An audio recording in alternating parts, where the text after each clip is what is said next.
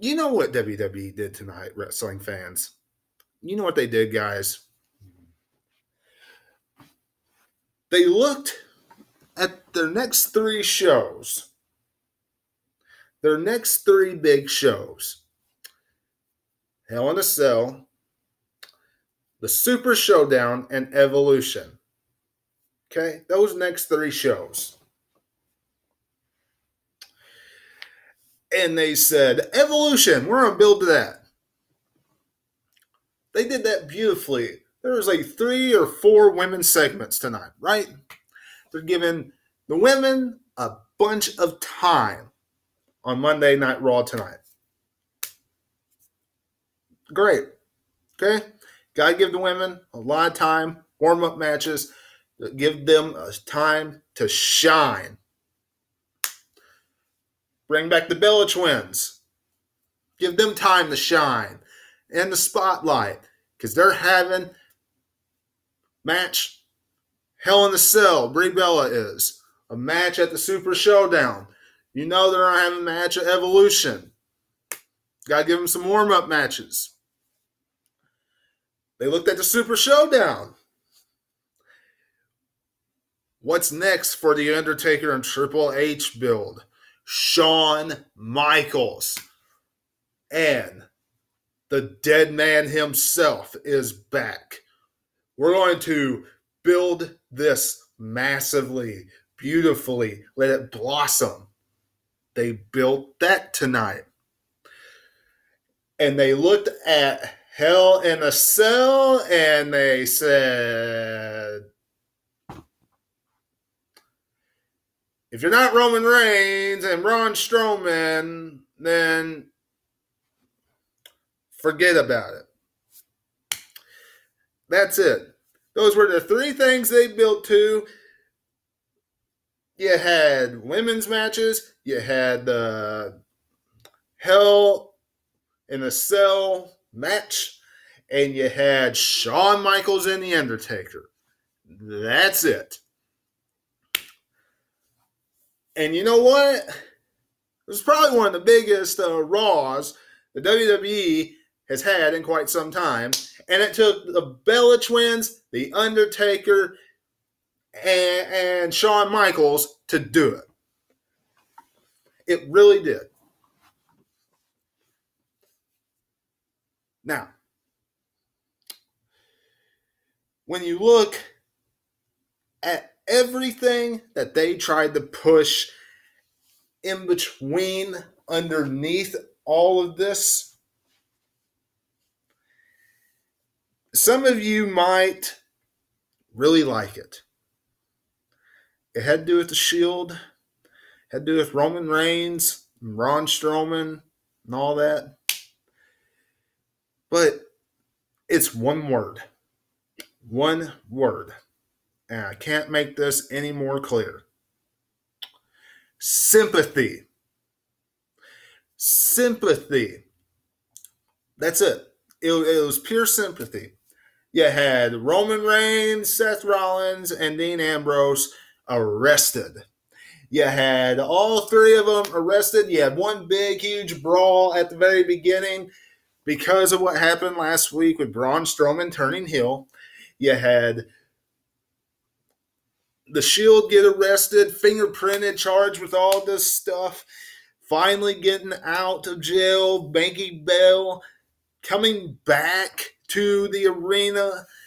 And what happens? They get manhandled, attacked by 12 men.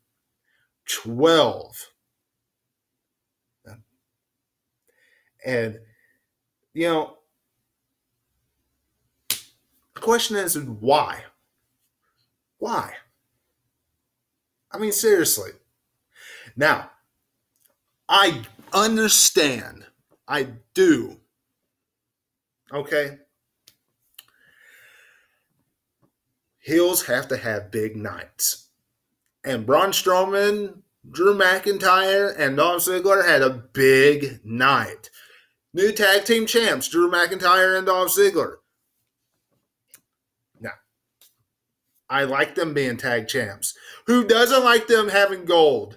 But we all know what this is. We know the real reason why they're tag team champions.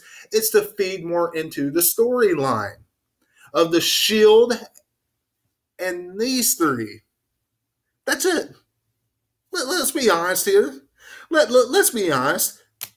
Sometimes I'm going to be completely honest with you. Being a fan of this product, of this wrestling for 30 years, ever since I was a little bitty kid, it is so predictable. It is so easy to read now. It makes it hard for me to watch and not just sit here and analyze the show, because it's so easy to do that now. And most of it is just like garbage. You all know what I'm talking about, too. Look at it. I mean, seriously, the Revival, in so many ways, we know should have gotten those tag team championships. But instead, Drew McIntyre and Dolph Ziggler gets them. And what's going to happen now? Either the Shield is going to cost Dolph Ziggler and Drew McIntyre the tag titles at Hell in a Cell, or we're going to get some tag team championship matchups between Drew McIntyre and Dolph Ziggler and the Shield. Mark my words. You're hearing it first here.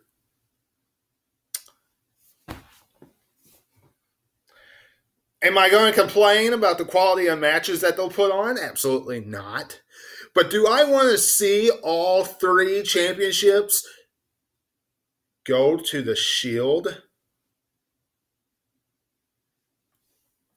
No, I don't. Who does? Seriously. That will be so cringeworthy if that happens.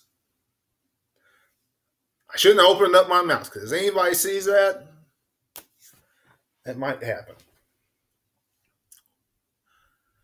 Now, other than that big beatdown and everything I just mentioned that consisted of the opening part of Monday Night Raw with Braun Strowman talking about what happened and Dolph Ziggler and Drew McIntyre adding a little bit to it, saying how dominant and unstoppable forces that they are, and the big, huge superstar breakup,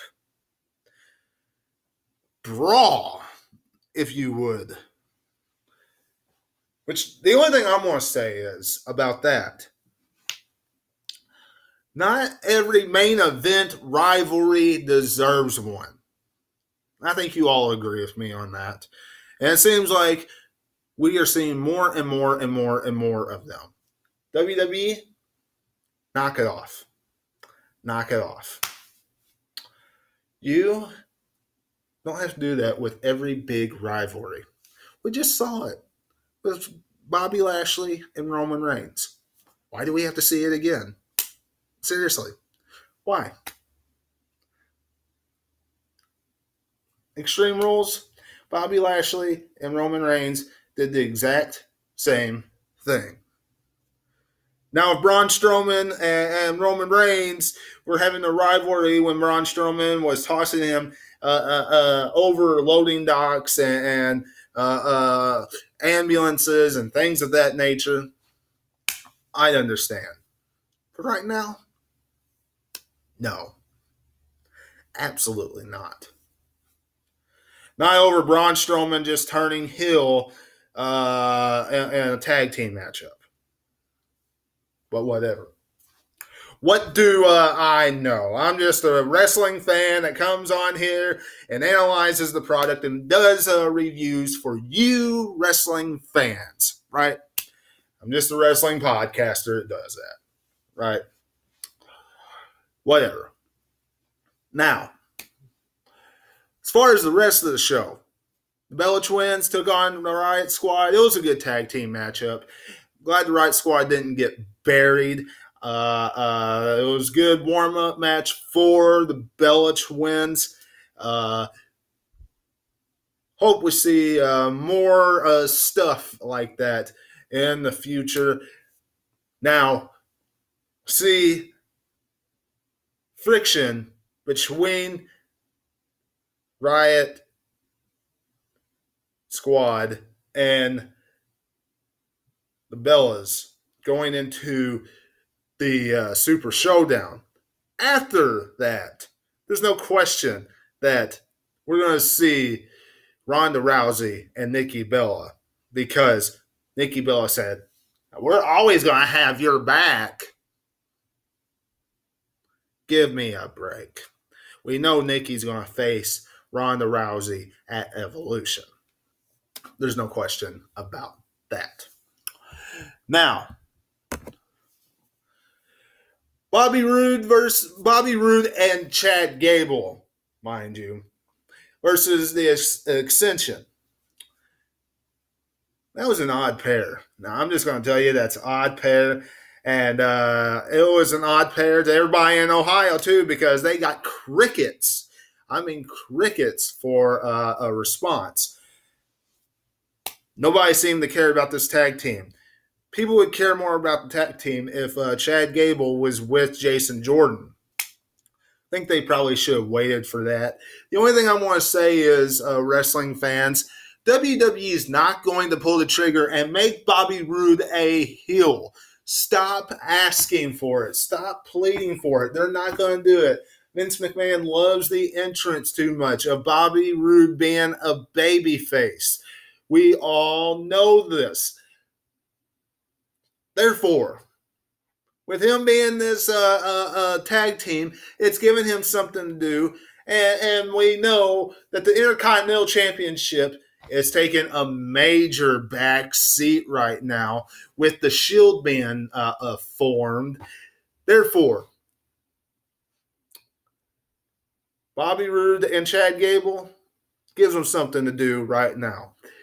And they go over the Ascension to the sound of crickets. Elias is welcomed by Alexa Bliss, who runs down Ohio.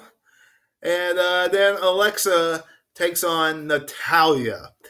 And WWE's trying to build up that Alexa is more than capable to stand on her own now with Ronda Rousey.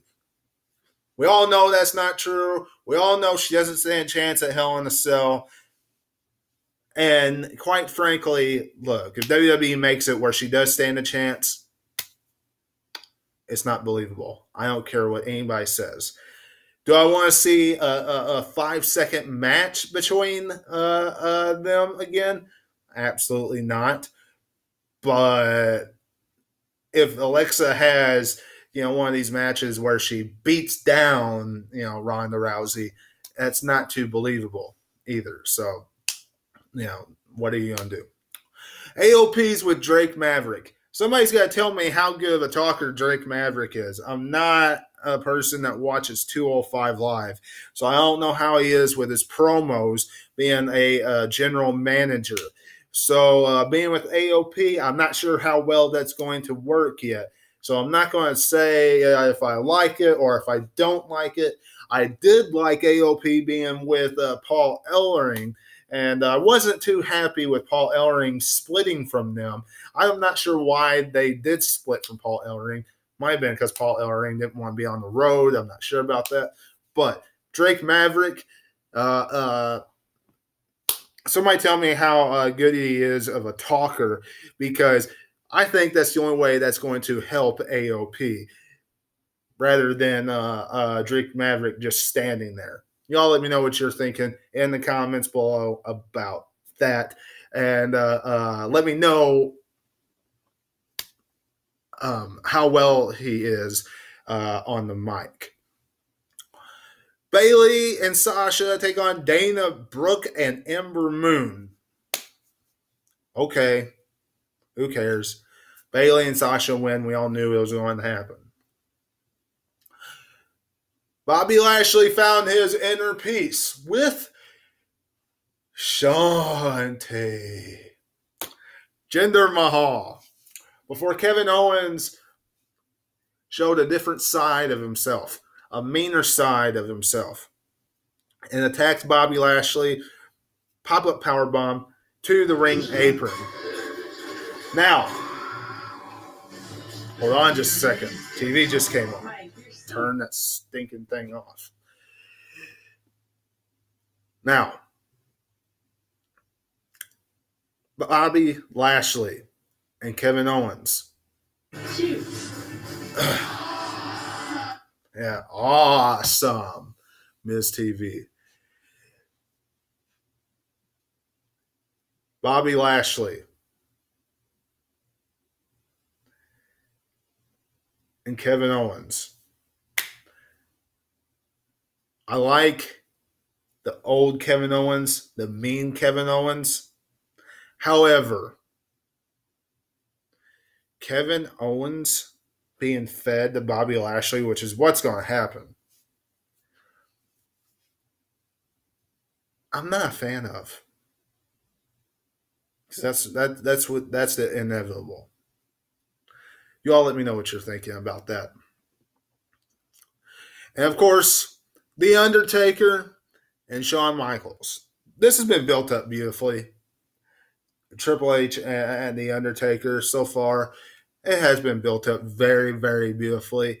The Undertaker, I'm going to be honest with you, this was not the greatest, most surprising comeback, re-emerging of the dead man we've ever seen. We've seen better. We've been more surprised before. Okay, WWE. Them saying that,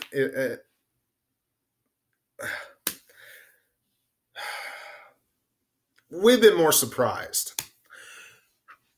On the other hand, it was nice seeing the dead man on TV, okay, building this matchup. It was, and quite frankly, I'm rooting for the dead man at this Super Showdown.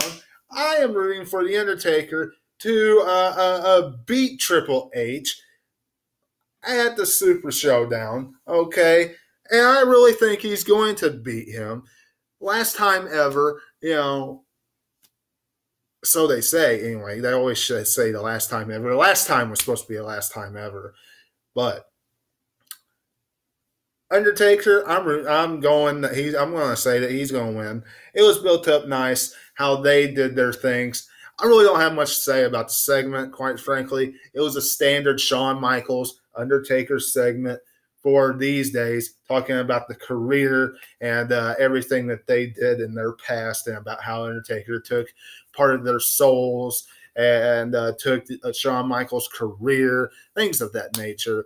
And look, Undertaker, October 6th, bury Triple H. Make him rest in peace. And that was Monday Night Raw. Hope you enjoyed this review. If you did, hit that thumbs up, subscribe. See you tomorrow for SmackDown Live review. And until I see you then, catch you on the other side.